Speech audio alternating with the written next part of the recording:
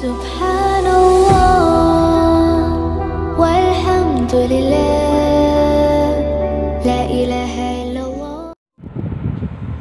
السلام علیکم دوستو، سواگت ہے آپ کا میرے یوٹیوب چینل اسلامی معاشرہ پہ۔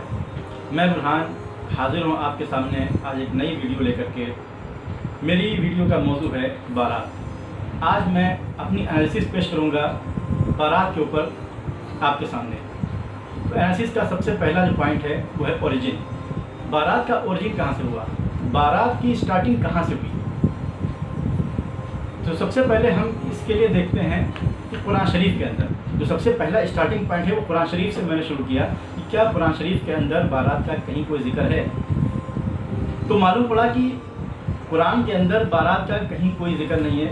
نکاح کا ذکر ہے، مہر کا ذکر ہے، گواہ کا ذکر ہے، لیکن بارات کا کہیں کوئی ذکر نہیں ہے۔ قرآن کے بعد پھر آتے ہیں حضور صلی اللہ علیہ وسلم کی زندگی کے اوپر۔ حضور صلی اللہ علیہ وسلم نے 11 شادیاں کریں اور 4 بیٹیوں کی شادیاں کریں۔ 11 اپنی شادی اور 4 اپنی بیٹیوں کی شادی۔ کیا 11 شادی میں سے کسی بھی شادی میں بارات لے کر کے گئے؟ نہیں لے کر کے گئے۔ اس کے بعد جو ان کی 4 بیٹیوں کی شادیاں ہوئیں تو کیا ان 4 بیٹیوں کی شادی میں کوئی بارات آئی؟ جواب ہے نہیں آئی۔ حضور کے بعد اب ہم آتے ہیں صحابہ کی زندگی کے اوپر۔ کیا صحابہ اپنی شادیوں میں باراتیں لے کر کے جاتے تھے؟ آپ کو کسی بھی صحابی کی زندگی میں بارات کا کہیں کوئی ذکر نہیں ملے گا۔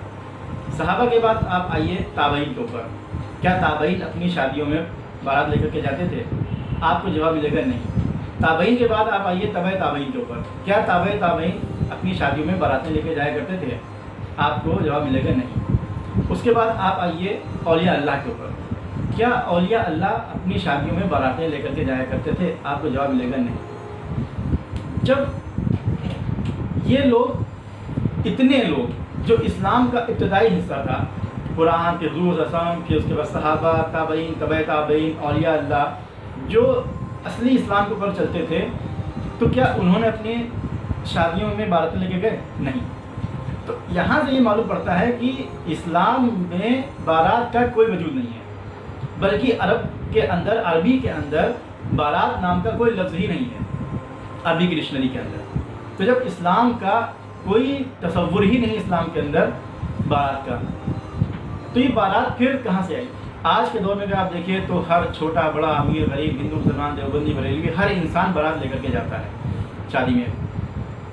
تو اس کے بارے میں تھوڑا سا اگر دھیان لگائیے تو میرے ذہن میں ایک بات یہ آئی، یہ پتہ چلا کہ آج سے پہلے کے ٹائم پہ جب بھی ٹرانسپورٹیشن کے سادھن نہیں ہوا کرتے تھے، تو اس وقت جب دور سے بارات ہوتی تھی تو لوگ اپنے ساتھ کچھ لوگوں کو لے جایا کرتے تھے۔ پہلے ویسے بھی لوگ قافلے میں سفر کیا کرتے تھے کہ راستے میں کہیں ڈاکو، چور، لٹیرے، جنگلی جانور وغیرہ نہ مل جائیں، تو اس وقت اس وجہ سے اس ٹائم پہ لوگ قافلے میں سفر کیا کرتے تھے۔ تو لوگ جب ٹرانسپورٹیشن کے سادھن نہیں تھے تو جب بارات شادی ہوتی تھی تو کچھ لوگوں کو اپنے ساتھ لے کے جاتے تھے تاکہ یہ جو خوف ہے ان چیزوں کا وہ دور ہو سکے۔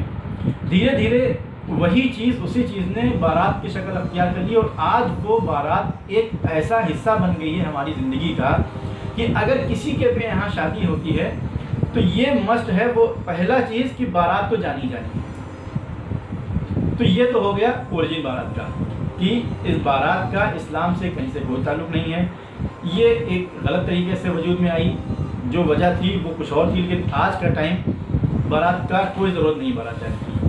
اب اس کے بعد آتے ہیں بارات کی فائدے اور بارات کے نقصانات۔ تو بارات کے فائدوں پہ اگر آپ نظر ڈالیں تو جو سب سے پہلا فائدہ ہے بارات جانے کا، تو بارات کا ایک فائدہ ہے کہ فری کھانا ایک وقت کا اور فری ناشتہ۔ دوسرا فائدہ ہے فری میں سفر کرنے کو ملتا ہے، جس سفر کا کوئی خاص مقصد نہیں ہوتا، اس سے ہمیں حاصل کچھ نہیں ہوتا ہے سوائے ایک وقت کے کھانے اور ناشتے کے۔ تیسرا ہے تھوڑا سا انجوائمنٹ ہو جاتا ہے۔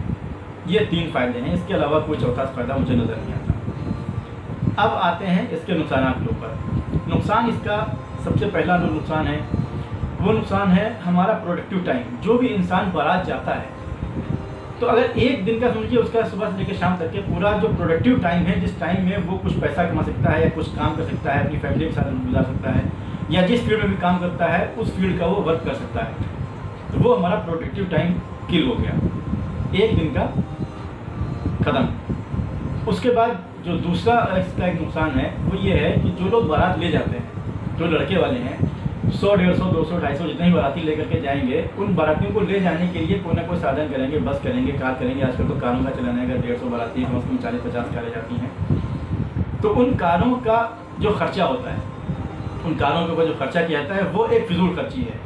कोई मकसद नहीं, सिर्फ 3 छोटे मकसद है, फ्री का खाना, फ्री का नाश्ता और इन्जॉयमेंट, बाकी किसका कोई मकसद नहीं है। तो इतनी, वो भी एक अच्छी खासी रकम होती है जो कि इस ट्रांसपोर्टेशन के ऊपर खर्च करी जाती है। तो ये एक 2 नुकसान हुए। तीसरा नुकसान क्या हुआ कि जहाँ हम बारात लेकर के जा रहे हैं, लड़की वाले हर लड़की वाला अमीर नहीं होता है, या जो ज़्यादातर लोग मध्यम वर्गीय हैं, मीडियम क्लास के लोग हैं। मीडियम क्लास के लोगों की लिमिटेड इनकम होती है, खर्चे ज़्यादा होते हैं। उसके बाद उनके ऊपर जब ये एक शादी का बोझ आता है, इतने ढेर सारे बारातियों की खातिर मदरात करने का, तो उनकी जेब के ऊपर एक्स्ट्रा खर्चा पड़ता है। वो ना चाहते हुए भी इस खर्च को बेयर करते हैं, और अक्सर देखा गया है कि इस खर्च को उठाने के लिए वो कर्जा लेते हैं और कर्जा से आपको दावत करते हैं, और ये कर्जा उनका कभी कभी तो 10-10 साल तक के उनका कर्जा उतरता है। एक तो उसकी बुराई ये हुई। अब एक बुराई आगे आती है कि इससे मुआशरे के ऊपर असर पड़ रहा है, बुरा असर। मुआशरे के ऊपर असर ये पड़ रहा है कि हर लड़के वाला बारात ज़बरदस्ती मजबूरन ले जाना चाहता है, लड़की वाला बेचारा मजबूर है, उसको ना कर नहीं सकता। बारात आएगी, खातिर मदद करेगा। अब ये देखिए कि जो बारात आ रही है उसमें सिर्फ लड़के वालों के अलावा जितने भी लोग होते हैं, ख़ास लोगों के अलावा, वो सारे लोग लड़की वाले उनसे अनजान होते हैं, वो लड़की वालों के लिए अनजान लोग हैं। अब ये गौर कीजिए कि अगर आपके घर पे आपका कोई 10 दोस्त अपने 10 साथियों को, दोस्तों को लेकर के आ जाए जिसको आप न जानते हों, तो क्या आप उनको खाना खिलाएंगे? ठीक है, भले ही आप खिलाएं, लेकिन आपको नागवार गुजरेगा। तो उसी तरीके से ये जो वो लोग हैं लड़की वाले, उनको ये नागवार गुजरता है, वो ना चाहते हुए भी खातिर मदरात करते हैं, उनका दिल हकीकत में अंदर से रो रहा होता है। अब इसके बाद अगर आप देखिए, एक और नुकसान है कि लड़की वाले जो हैं वो इस चीज़ को नापसंद करते हैं कि फिर उनके घर लड़कियां पैदा हों। अगर एक लड़की की शादी बारात के ऊपर इतना खर्च आ जाता है, तो अगर किसी के 4 लड़कियां पैदा हो गई किसी घर में, तो वो बेचारा तो ऐसे ही मरवाला हो गया। तो ये तो नुकसान हो गए। अब इसके बाद आते हैं जो लड़की के घर लड़के वाले बारात लेकर जाते हैं, जो बाराती होते हैं, उनका वहाँ पे एटीट्यूड क्या होता है, व्यवहार क्या होता है? उनका एटीट्यूड ये होता है कि वो अपने आप को अशरफुल मखलूक़ात समझते हैं। वहाँ पे जाकर के उनके अंदर एक सुपीरियरिटी कॉम्प्लेक्स पैदा हो जाता है कि हम तो बहुत अच्छे हैं और लड़की वाले हकीर हैं। लड़की वालों के साथ कभी कभी बहुत ही बुरा व्यवहार करते हैं। अगर कहीं भी कोई कमी रह गई तो लड़की वालों के सामने ही वो लोग उल्टा सीधा करना शुरू कर देते हैं। अक्सर ये चीज़ देखने में आती है कि कोई ना कोई बाराती ऐसी टांटिंग वाली बात कर देता है कि जो कि लड़की वालों को बहुत बुरी लगती है, लेकिन वो बेचारे मजबूर हैं। अब आप ऐसा क्यों करते हैं भाई? क्या लड़की वाले ने आपका उधार खाया हुआ है, या उसका जुर्म क्या है? उसका जुर्म ये है कि उसने लड़की उसके घर पैदा हो गई। अगर लड़की पैदा हो गई तो लड़की पैदा होना कोई जुर्म तो नहीं है, उसके अपने हाथ में तो है नहीं, ना उसके हाथ में है ना उसकी बीवी के हाथ में है। ये तो अल्लाह ताला का दिया हुआ एक तोहफा है।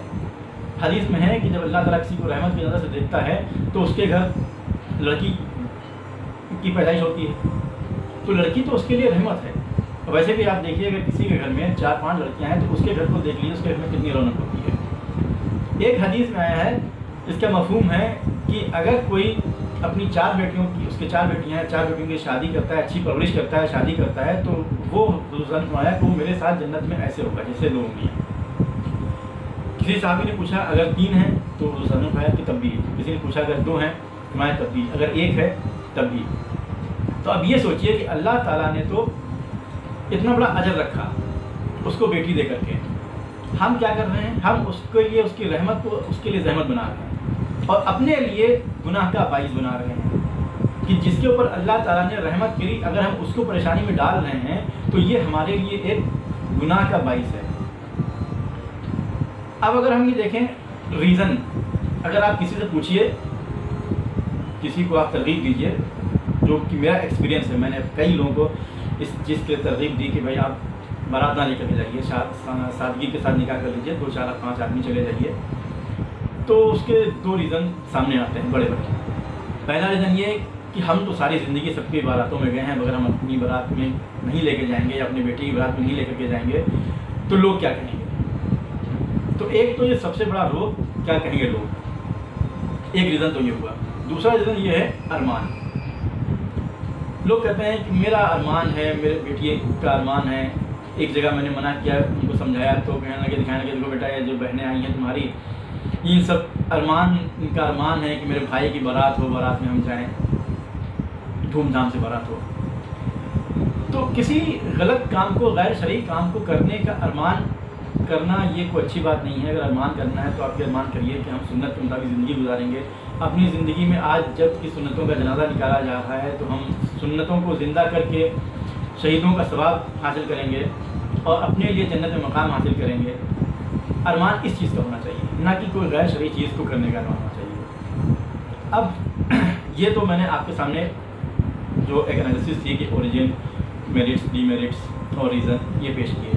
اب کنکلوژن یہ ہے کہ کیا واقعی میں ہمیں بارات جانا چاہیے کہ نہیں جانا چاہیے؟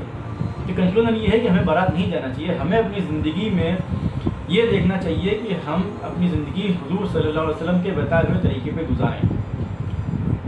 اب آپ یہ سوچئے کہ اگر بارات میں واقعی میں کوئی خیر ہوتا تو حضور نے 11 نکاح کیے، کیا 11 نکاح میں ایک نکاح میں بارات نہ لے کر جاتے؟ صحابہ تھے، اتنے صحابہ تھے، لاکھوں صحابہ تھے، صحابہ کی زندگی ہے، کیا وہ نکاح میں بارات نہ لے کر کے جاتے؟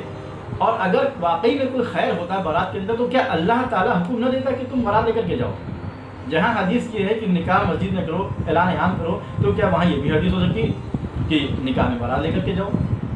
جہاں ولیمے کے لیے حدیث ہے کہ ولیمہ کرو چاہے ایک ہی بکری کیوں نہ ہو، تو کوئی نہ کوئی حدیث تو موجود ہوتی کہ بارات لے کر کے جاؤ چاہے 10 آدمی کیوں نہ ہو، ہونا چاہیے تھا اگر واقعی بارات کے اندر کوئی خیر ہوتی۔ تو اگر آپ یہ دیکھیے بارات کے اندر شر ہی شر ہے، کہیں سے کوئی فائدہ نہیں ہے، جو چھوٹے موٹے فائدے ہیں وہ ایسے ہیں جن کا کوئی مطلب نہیں نکلتا ہے۔